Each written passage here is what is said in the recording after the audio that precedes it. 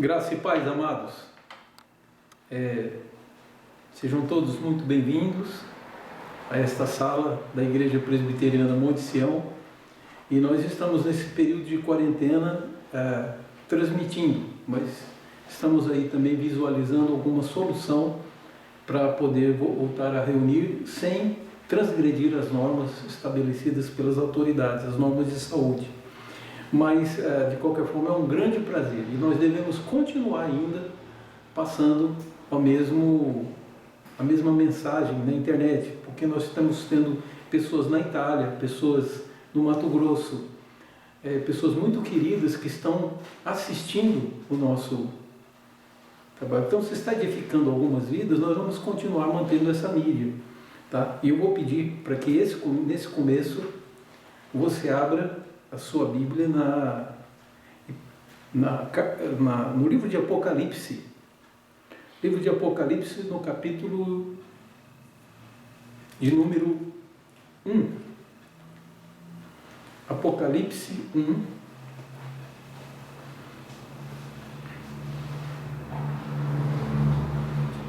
Nós vamos ler no capítulo 1, o verso 10 e o verso 11. E diz assim a palavra de Deus: Achei-me em espírito no dia do Senhor, e ouvi por detrás de mim grande voz como de trombeta, dizendo: O que vês, escreve em um livro e manda às 7 igrejas: Éfeso, Esmirna, Pérgamo, Tiatira, Sardes, Filadélfia e Laodiceia. Que Deus aplique em nossos corações o texto lido. Vamos orar a Deus. Senhor, ilumina-nos mente e coração para que aprendamos do Senhor como convém e, não obstante a limitação daquele que prega e a limitação dos que ouvem, o Senhor faça com que o conhecimento do Senhor transforme nossa vida. Dependemos de Ti. É evidente que o Senhor sabe todas as coisas, que o Senhor tem todo o conhecimento e domina todas as matérias, mas pedimos em nome de Jesus que o Senhor nos conceda inteligência, sabedoria e discernimento e entendimento. Nós te pedimos essas coisas não porque mereçamos, mas pedimos em nome de Jesus. Amém. Eles vamos cantar um hino antes de nós iniciarmos o estudo, que é o hino de número 311, um belíssimo hino, muito alegre, que chama a igreja para ir avante. Vejam que o livro de Apocalipse foi escrito para 7 igrejas. Então foi escrita para a igreja do Senhor. São revelações que Deus dá. Vamos cantar o hino então a Deus, Ele que incentiva a igreja a ir avante e continuar a obra que Cristo nos deu.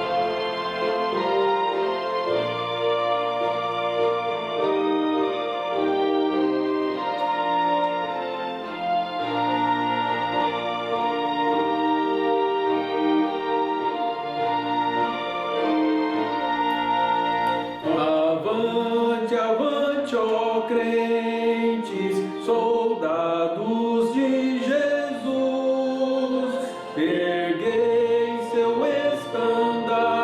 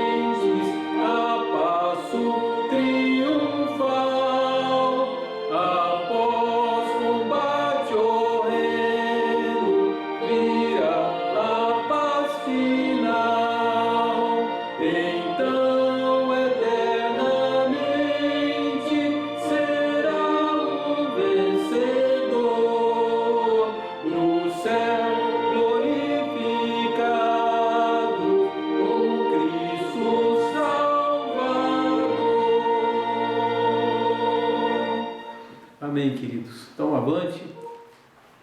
E seguindo avante, vamos estudar exatamente esse trecho da Palavra de Deus. Como lemos, o livro de Apocalipse ele tem um endereço específico. E é interessante, eu gostaria de mencionar, para que a gente entenda bem, como Deus faz silêncio com algumas pessoas. Por exemplo, Saul era rei de Israel. Havia morrido já o profeta Samuel. E perceba que diz que o Senhor não respondia mais a Saul.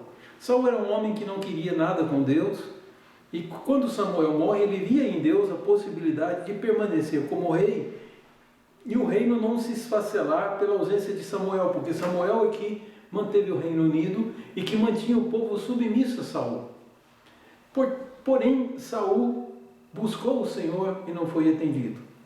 Tentou falar com Deus pelo Urim e Tumim, também não teve resposta. Então Saul aí recorre a uma pitonisa, mostrando que realmente ele era uma pessoa oportunista. Ele só queria encontrar Deus para ter algumas respostas e ser bem sucedido no seu ministério. Era um usuário, vamos chamar assim.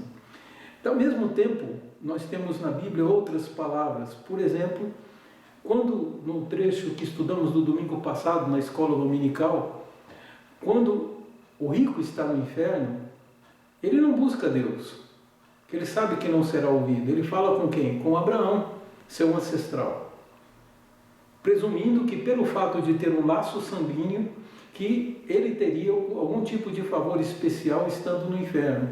E foi realmente desalentadora a resposta de Abraão, dizendo: os que estão aqui nunca vão passar para aí, e os que estão aí nunca virão para cá. Então, nós percebemos o silêncio de Deus. E aqui é curioso, porque não pensem que o império não vivia dificuldades, sempre havia dificuldades. Esse imperador que estava no poder, que exilou João em Patmos, um dos seus antecessores foi Nero. Nero pôs fogo em Roma. E até hoje não se tem certeza de quem pôs fogo em Roma. Eu falei como muitos cristãos da época diziam que foi Nero que incendiou Roma, porque os romanos pensavam isso. Mas não se sabe ao certo quem foi que pôs fogo em Roma. Então a cidade de Roma pega fogo durante o governo de Nero, e como ele tinha o desejo de fazer uma nova cidade com o nome de Nerópolis, que era para seu engrandecimento, então calculou-se a população, pensou que foi ele que pôs fogo. Não se sabe se foi. Mas o que é interessante é que aí, para ele escapar, ele põe culpa nos cristãos. Ele diz: foram os cristãos que puseram fogo, porque por providência de Deus o fogo pega na cidade, mas no bairro onde os cristãos moravam, na região que os cristãos moravam em Roma, o fogo não chegou. O fogo não atingiu, eles foram protegidos por Deus. Daí Nero levantou a hipótese e a acusação de que foram os cristãos. É interessante que esse e outros enigmas precisavam ser decifrados. E não houve da parte de Deus nenhum movimento no sentido de revelar às pessoas o que havia acontecido ou o que estava acontecendo. O que há de interessante aqui é que Deus tem uma palavra para a sua igreja. Isso é uma coisa interessante, porque isso eram igrejas locais. Pela descrição, pela mensagem que Jesus manda, eram igrejas que tinham defeitos, pessoas que cometiam pecados e que faziam o que era errado. Então, a grande mensagem dessa carta é: corrijam-se, porque o fim está próximo. Logo vocês prestarão conta das coisas que fazem como igreja. Mas em momento nenhum temos a autorização de Jesus, ou podemos presumir que, por sermos santos demais, não precisamos da igreja e podemos ficar fora dela. Pois o livro de Apocalipse nos mostra que ou você é igreja, ou você vai ter o silêncio de Deus. Ou você faz parte disso, dessa história, desse movimento de Deus para transformar a humanidade, porque pior que fossem essas igrejas, você vem na descrição, ainda é melhor do que o mundo. Então há uma palavra aqui do apóstolo João para essas igrejas, porque Jesus mandou. Jesus não tinha recado para o imperador, não tinha recado para o Senado romano, não tinha recado para ninguém das autoridades. O recado era para a igreja, porque a preocupação de Jesus era a igreja. E alguém sabiamente observou que quando Jesus entra em Jerusalém e tem um governo romano no palácio, era talvez de se esperar por alguns esperavam isso, que Jesus entrasse no palácio, derrubasse o imperador, o representante, o governador, que representava o imperador, e assumisse o trono. Só que Jesus, em vez de ir para o palácio, Jesus vai para o templo. Porque o que preocupa Jesus como soberano, que o reino dele ninguém tira, o que preocupa Jesus como soberano é exatamente a nossa relação com Deus. Então nós temos aqui um texto, o capítulo 2 e 3, que são a mensagem de Deus para a igreja. E aqui são igrejas locais. Se você pegar a igreja pegar um mapa, você vai observar que essas cidades estão próximas a Patmos. Então você teria aqui, que hoje é Turquia. Então Turquia parece um retângulo. Então no lado de cá do retângulo, na beira-mar, você tem algumas cidades. Éfeso fica à beira-mar. E a cidade mais próxima, parece que é isso que ele está levando em conta. Esmirna fica um pouco mais acima, também é uma cidade portuária. E acima, no norte, você tem Pérgamo. Como se estivesse descendo, você vai para o lado e você encontra Tiatira. E descendo mais um pouco Sardes, e descendo Filadélfia. E descendo e indo mais para o lado direito, você encontraria Laodiceia. Então essas cidades estão próximas, estão ali. Com toda a propriedade, alguns escritores nos ensinam nos mostram que esses lugares são meio que um símbolo, de certa forma estão certos, dizendo que o número 7 é um sinônimo de totalidade. Então que Jesus estaria dando um recado a todas as igrejas. Mas aí é um pouco fantasioso, e bastante fantasioso, para ser mais preciso, que imaginar que cada igreja dessa representa uma fase da história da igreja. Não representa. Esse é um recado realmente dado às igrejas. Apresenta algumas qualidades, em geral é essa estrutura. Depois Jesus faz uma crítica, alguma coisa que a igreja estava fazendo errado, e depois vem uma palavra de juízo. Você pode, se quiser, chamar de ameaça. Então é interessante que para a cidade de Éfeso, você vai encontrar essa estrutura na maior parte aqui das igrejas, e ele faz elogios, que a igreja de Éfeso não suportava homens maus, etc. Uma coisa ele tinha contra a cidade de Éfeso, era muito correta, mas uma coisa ele tinha contra, é que ele abandonou o seu primeiro amor. Então já não tratava Jesus como prioridade, já não amava mais como devia. Então abandonou o seu primeiro amor. E daí Deus diz, olha, volta lá, recupera isso, porque senão eu vou mover o teu candelabro, né? O teu candeeiro. O candeeiro é aquele menorá judaico, porque João havia visto, ele olhou para trás para ver e viu que havia alguém que parecia com um humano andando entre o candelabro. Era ele que estava falando com João. Cada candelabro daquele, cada candeeiro daquele, cada menorá, como os judeus chamam, representava uma igreja. Ia ser movido, o que significa que Deus ia tirar a luz daquela igreja. É uma igreja que ficaria no escuro. A luz era Jesus. Vejam que de um lado ele tem estrelas na sua mão direita, que significa, olha, a luz da estrela como é forte e permanente, nunca acaba, mas a da igreja pode passar. Deus disse que poderia tirar. É o que ele fala para Éfeso. Em seguida ele fala para Esmirna, também elogiando as coisas boas que Esmirna teve, que mesmo na pobreza nunca abandonou a Deus, e foram contra aqueles que pertenciam à sinagoga de Satanás, os falsos judeus. E aí para Esmirna ele diz uma seguinte palavra.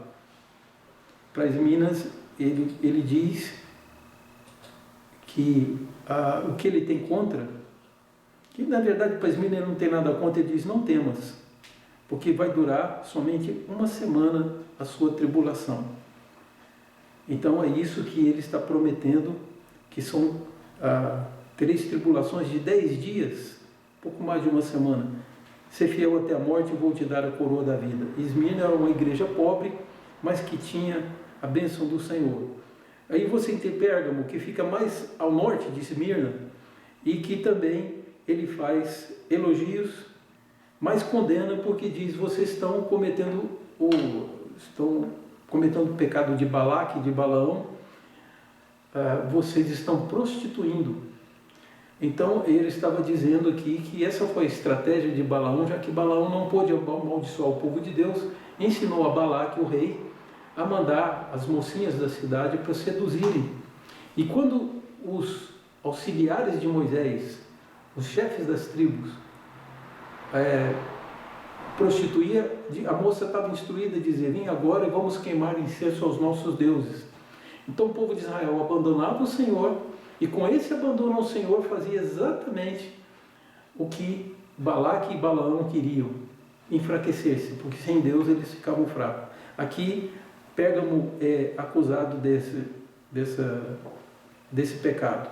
Se você caminhar um pouco na direção do Oriente, você chega a Tiatira.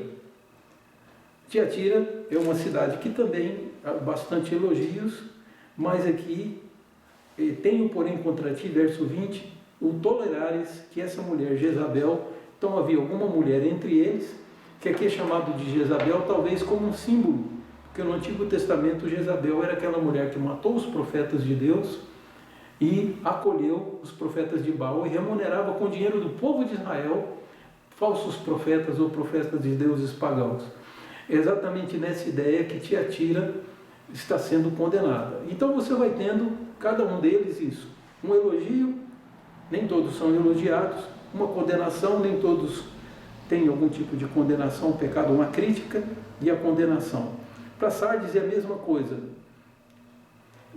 Jesus diz no verso 2 para João escrever para eles: não tenho achado íntegras as tuas obras na presença do meu Deus.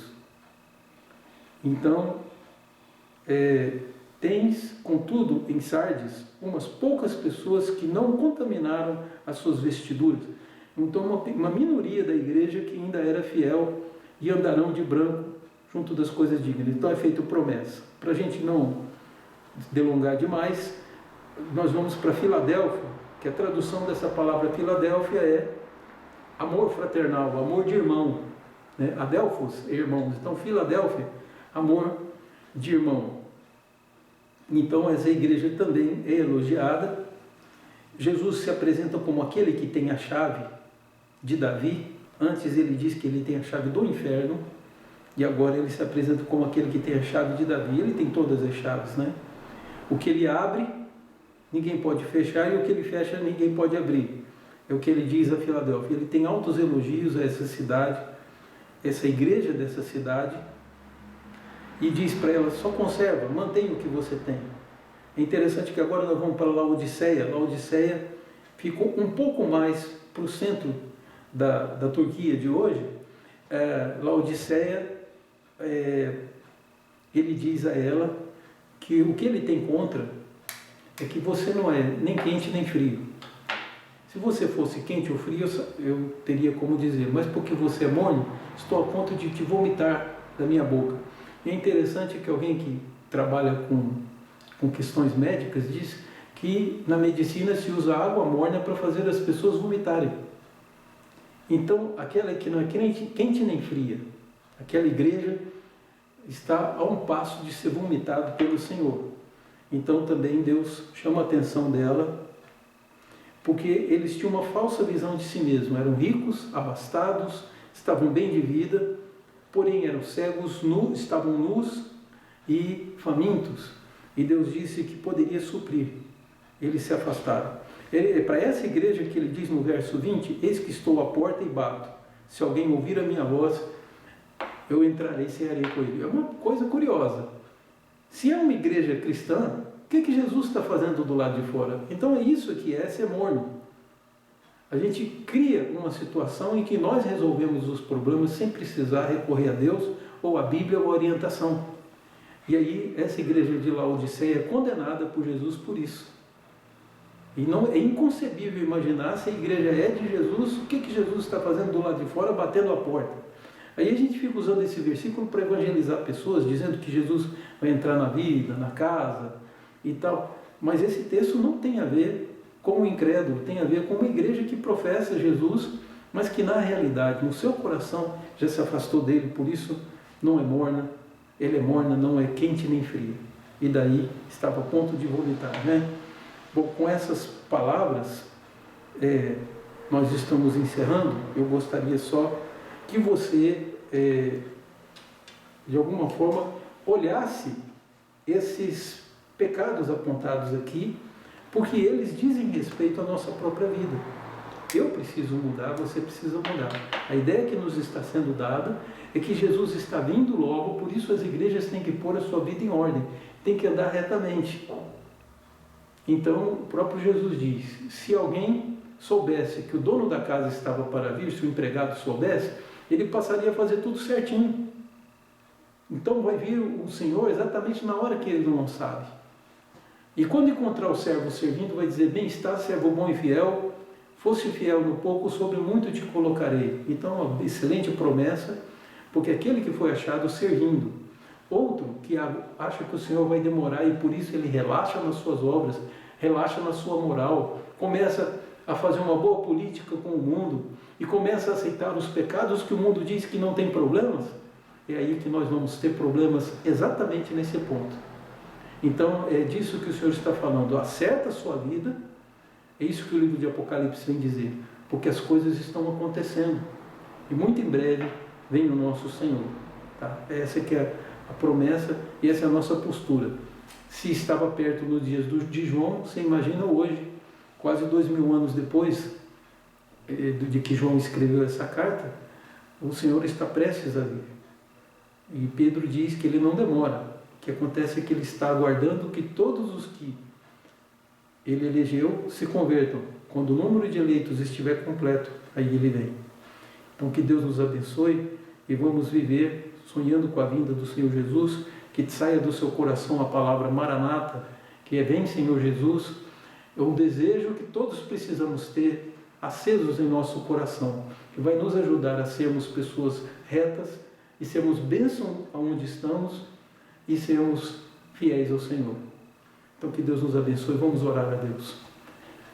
Pai Santo, abençoa todos os lares que estão ligados agora, que receberam essa mensagem, que nos organizemos e coloquemos em ordem a nossa vida para esse grande encontro maravilhoso com o Senhor. Encontro de bênção, encontro de alegria. Que sejamos uma igreja fiel. Eu peço por uma igreja local como era Esmirna, Pérgamo, Éfeso, a igreja presbiteriana Monte Sião, seja encontrada fiel diante dos teus olhos. É nossa oração por cada membro da igreja, que eles sejam fiéis ao Senhor, em nome do Senhor Jesus. E agora, irmãos, que a graça do Senhor Jesus, o amor infinito de Deus, o nosso Pai, as consolações e a direção e a comunhão do amado Espírito Santo estejam com todos vós, agora e para todos sempre. Amém. Então está encerrado. Não se esqueça, domingo de manhã temos escola dominical, estamos completando nossos estudos e logo, Deus abençoando, estaremos voltando às nossas aulas. Que Deus te abençoe, tenha um bom fim de semana.